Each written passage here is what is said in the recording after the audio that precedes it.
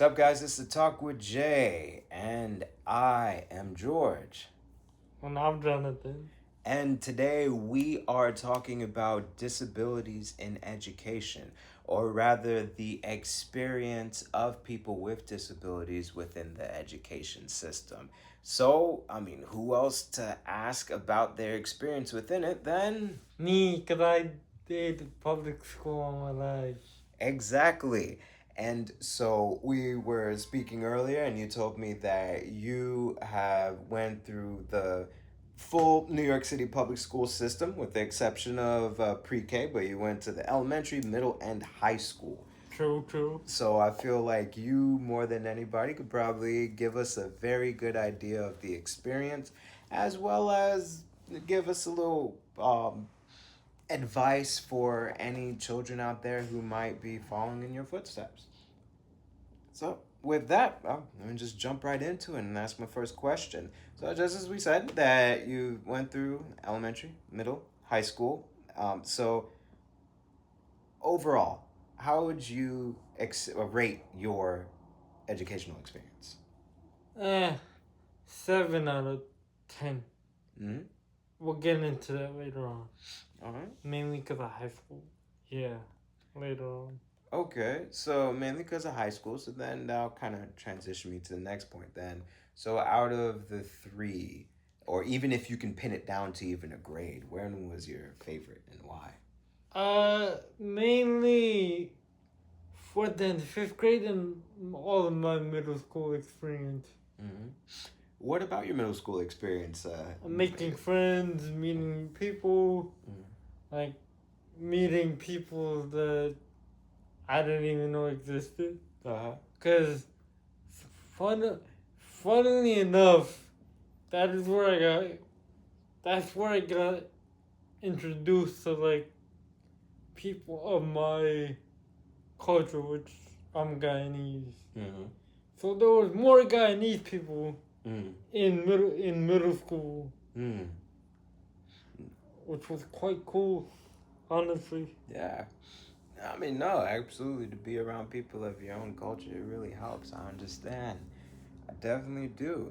And so that's good. But can you say what really stuck out to you in terms of your interactions with anybody that you could say, like your favorite memory from interacting with people like that? My favorite memory would have to be those class parties. Uh huh. Those end of year class parties was fun. All right. No, hey, were always Yeah. fun. So yeah, I remember them way back when I was in school, and I used to love that. Yeah, and you used to go through school the whole year to get that pizza party at the Yeah. end. So yeah. I remember this. There was a funny story. Mm. Cause there's a time where the principal was like, no end of year parties. Mm. Mm. Cause I think we had the state test or something. Mm. But we did it anyway. Uh, oh man, okay, well, hey, so at least hey, you enjoyed your time. So that's good. That's good. All right. So then, I would ask then, what would you say was the first time when you started to realize that you may have been different than the rest of your peers? Particularly in after school classes or activities, cause I couldn't stay behind and like participate in those classes or activities like college classes, like AP history Mm. or psychology classes that they would offer you in uh well, not middle school, but particularly high school. So yeah. And so they weren't able to accommodate you Yeah, for because of my transportation. Oh. Because those classes would be till like 5 o'clock, Mm. and there would be no school bus running after 5. Mm. So yeah, So how did that make you feel? left out. I'm like, Cause I feel like those were the classes that gave you an edge when you reach college, Yeah. and I wasn't able to take part in those, especially psychology. Cause I didn't want to try that course. Yeah. And so, what would you say was your favorite subject in school? Well, in elementary school was reading. Middle school was science. And in high school was global history. Okay.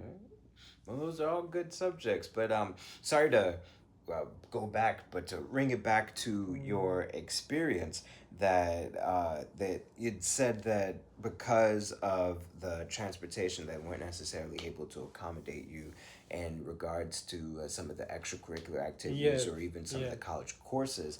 So I'd like to ask then, in what ways did your school actually accommodate you then? For like were there other things that they were actually able to accommodate Yes, they you? were. They were able to actually accommodate me in my testing scenarios, like taking the state tests and all those.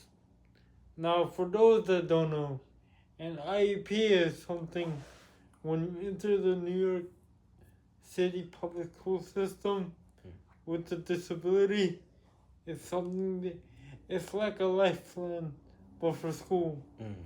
It has your list of all your accommodations, all your needs, wants, not likes and dislikes, but yeah, what you need to succeed basically.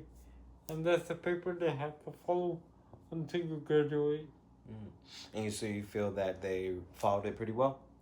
Yeah, when it comes to like testing, cause as I stated before, I was able to get testing in separate locations, so I wasn't rushed. I could take my time, triple check work even. Oh yeah, That's good. And so for that, and at least for the IP that was created, like was this an automatic thing, or was this like your parents had any involvement in this? it was kind of coalition between me, the school, and my parents. So yeah, it was more of a collaborative effort. Now, this is because you said that speaking of your parents, that I would want to know, what did they really did? Was there any point in time that you feel like your mother had to advocate more or less for these accommodations that were supposed to be given to you? Not really advocate, but there was a disconnect in high school because they don't tell you anything. Like, okay, Like so they don't tell the parents, or you mean students? parents or students. Okay. Like, so. Do tell. Like, when I first started my scholastic journey, my mom made a communication book, which is basically you could write to the teacher, and then the next day the teacher will respond to you. Like, kind of like a journal, but kind of a professional journal in a sense. Yeah, I understand, to kind of keep that channel of communication open between you two. Yeah, it makes sense. Yeah, absolutely. But there wasn't any of that in high school. There was no communication at all. Cause even for like job training, like Access VR, for those that don't know what Access VR is, it's a job training program for people with disabilities. Now, I only found out. I found out about it late because in high school they don't come to you and tell you, oh hey, there's this program I think would be beneficial for, called Access VR. You literally have to go and seek it out. So. So that's something that I guess you would advise Yeah. anyone in that position. Speak up. Speak out. Go look for it, because that's one of the things I failed to do. So, yeah. I understand. Now that is more of we're talking with the school and the administration, but I'd like to shift the focus a little bit more towards the other students and your experience with your peers. That would you say there were things that your peers could have done to make your experience a little bit better? Well, not really, because all my peers were very open and understanding. They weren't mean. And especially during elementary school, I had a full shield. Like, yeah, I was very protected. That's good. By your peers. Yeah. No, that's great. Especially because of a lot of parents and family members of people with disabilities can often be afraid of how the world may receive them. I mean, you love your loved one, and you just hope that the rest of them love them just as much. But the world could be a very cruel place, especially with children. So because children could be cruel. They'll find your insecurities and they'll latch onto it. So, that's a good thing to even hear that you had that. Yeah. No, absolutely. Now, not to say there were one or two issues here and there, but fair, yeah. Majority of it was positive. That's good. No, that's very good. So I guess you would probably tell any parents at home not to be don't be don't be a helicopter parent, because that can harm your child detrimentally. No, I understand. Yes.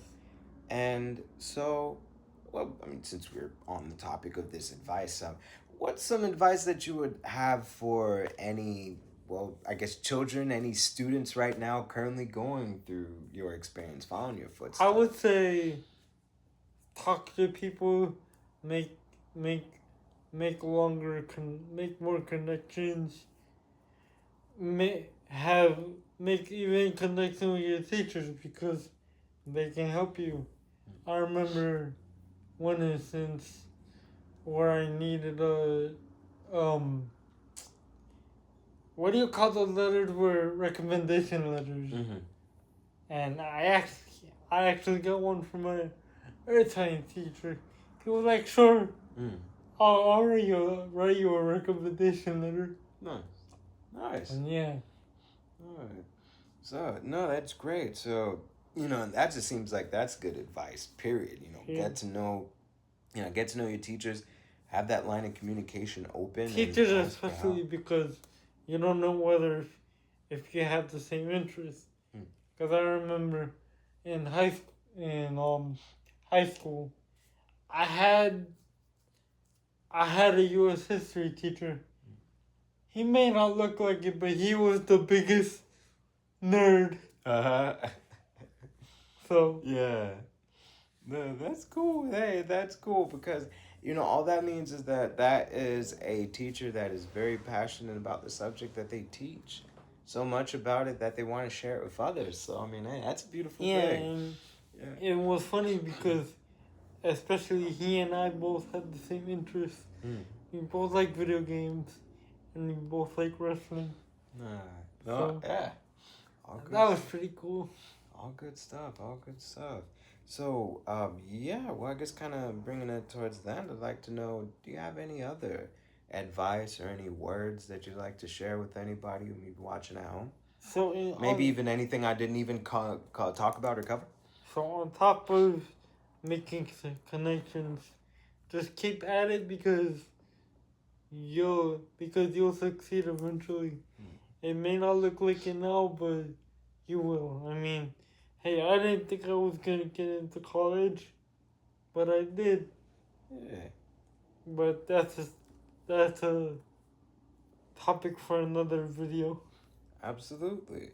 So yeah, about making those connections, about persistence, and really having faith in what you're doing. So absolutely, I like that. I like that.